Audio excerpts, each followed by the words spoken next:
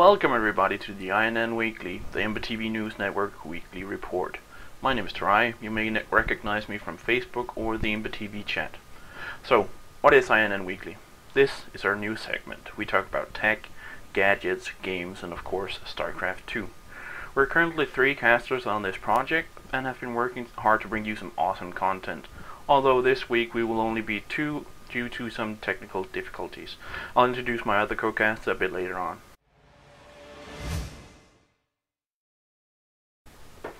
So, NASA is making tractor beams. That's right, the invisible force from movies such as Star Wars, which efficiently drags spaceships toward the Death Star or space carriers. But of course NASA doesn't have spaceships in mind, but particles. They've been granted $100,000 to develop a technique that will capture and transport the particles in between 2 laser lights so they can analyze them. So we're definitely happy that the imagination of some nerds tons of years ago is put to good use in NASA's research. In other tech news, recently Android developers has made a clone of the fabled new program for the iPhone 4S known as Siri. The Android developers did this in just 8 hours. But Android's little lady is called Iris, Siri backwards. How original. I've had some hands-on time with this application and I must say it's a bit of a flop. The technology isn't perfect. I'll bring up the interface here so you can see it. It's simple. You press the big blue button and ask Iris a question. Let's say, Iris, what is Star Trek?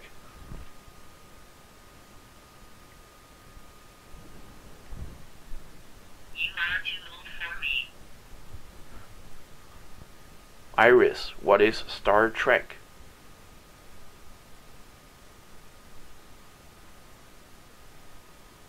It takes a bit of time. It has to Are go. they exactly the same? She has to go through the database, and I ask what is Star Trek, a simple question she should know, and she comes up with are they exactly the same. I can say Star Trek, and she will come up with what it is.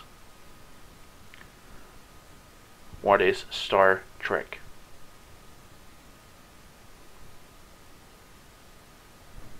Star Trek is the American science fiction entertainment series and media franchise.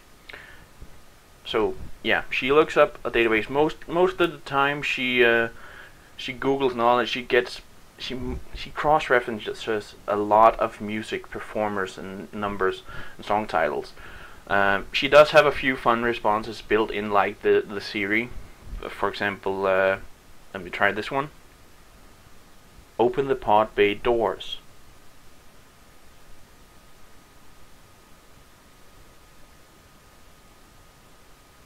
I'm sorry, Dave. I can't do that right now. Which is from the fabled movie. What is it? The year 2001. So yeah, the experience is a bit lackluster, but you get a few funny answers.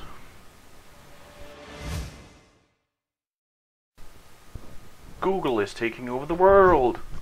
Well, Google with the browser Google Chrome now takes up 25% of the browsers used around the world, and is growing by numbers every day. According to this graph, we also see that the Internet Explorer and the Firefox numbers are slowly dropping. So we must conclude that the Chrome must really be appealing to the general public with its streamlined design, great performance, and a tons of apps and plugins. And now over to our gaming section, which should have been presented by Jedi King, but he had technical difficulties, so I will be taking over. Thanks to myself for that lovely introduction.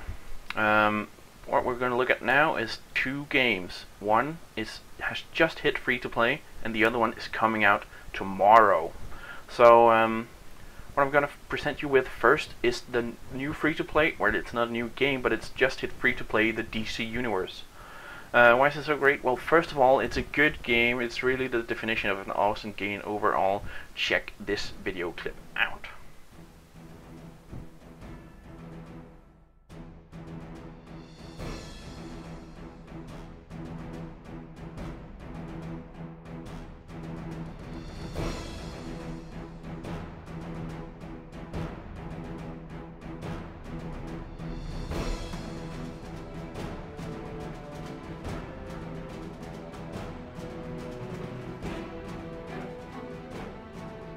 It looks extraordinary.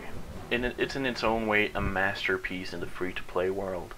Uh, it has a really nice game feature with it where you can customize your character 100% out of your own desire, with no restrictions. Well, there's a few restrictions because there's a subscription fee you can get where you get all the kind of characters you want. There's even updates with the Green Lantern and such. But for right now, it's awesome. So what can I say? It doesn't cost you $1. It's a free to play last week, and a lot of us Imba people have been playing it, and we love it. I believe McDuff is in the 20s now. He's just gone insane with this game. Maybe it's because he's waiting for Skyrim. Well, which I'll come back to later on. Not only is it a beautiful game, but with its customization, you can like make billions of different kind of characters. Not one is the same. And even when you get new gear, you can go back to how that gear looked, and it's just great. And it's all free. The first day upon the release to free to play, they got 150,000 new registered. Well, that was within 2 days. They got 150,000 registered new users. That's insane.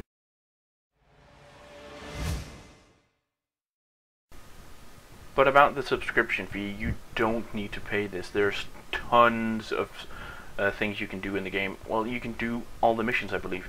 I believe you can do everything everybody else can do, but you can't choose certain classes and certain powers and certain looks.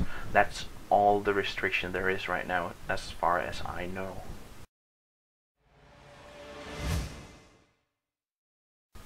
In the last year or so, we have gotten tons of new games. For example, Gears of War, Halo, Call of Duty, Battlefield 3. But today, we're looking at a very, very lovely game. One of the most loved series I think out there is now. Welcome to the Elder Scrolls V Skyrim. Hi, this is Todd Howard of Bethesda Game Studios, and we're here to show you a sneak peek at our latest game, Skyrim. Each time we do a new Elder Scrolls game, we'd like to start fresh, and Skyrim is no different. Coming off of Oblivion, and then the team did Fallout 3, we had a huge list of things we knew we wanted to do technically with the current generation of hardware and PCs to bring a virtual fantasy world to life. So we've rewritten the render, we've rewritten all the gameplay, the scripting language, the faces, the foliage, and all this comes together in our new engine we call the Creation Engine. So we're interested in all the little details like this plant here, the medium details of these logs and trees, and all the way up to distant mountains. And if you've played our previous stuff, you know that mountain is not just a backdrop. You can walk all the way to the top of that mountain. And it's a huge world. Like our previous games, you can create any kind of character you want and then go do what you want.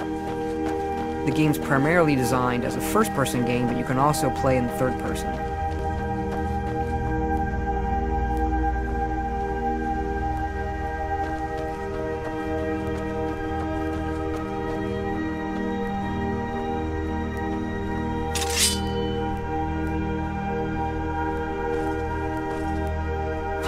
Our big motto for Skyrim is, you are who you play. So whatever you have in your hands, or whatever you're using, you're going to get better at, and then you're going to level up. The right trigger does your right hand, and the left trigger does your left hand. And you could put either a weapon or a spell.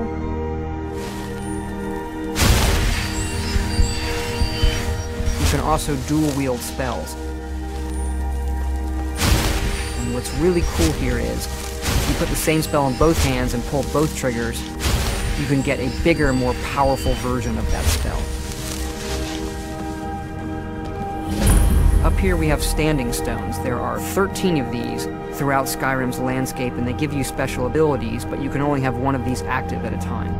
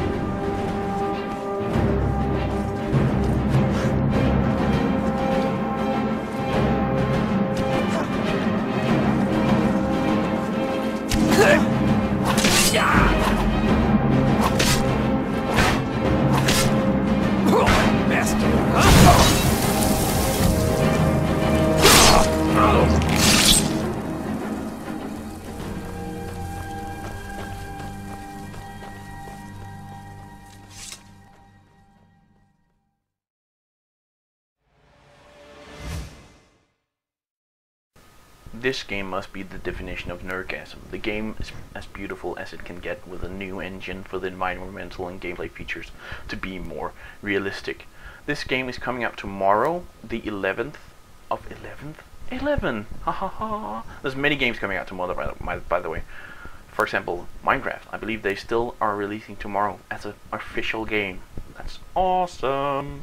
But yeah, and Modern Warfare 3 got released yesterday, which is also an epic game series. I would love to play that game myself, and we might do a review on that later. But back to topic. Skyrim. It's one of the most anticipated games of this year. And with what little gameplay we've seen in the demos from the developers, it's simply impossible to ignore its beauty, making hand-to-hand combat and magic all much more easy to use. It also adds fun to the game overall. The graphics are a little more advanced now for many computers out there, so people might need to upgrade or get it for the console. But then again, Oblivion was great, so why wouldn't this be better? Jedi King has said that he personally would get it for the console, and that is simply because of the many sections that imply within the game itself that basically you have different controls to cast each spell, different menus to pick from, and better control of what's going on than when you got a mouse and keyboard. Not to say that the PC version will be bad, but it would be significantly easier to play the game on the TV console. That's it for tech and gaming news. Now over to Addicted with StarCraft 2 news.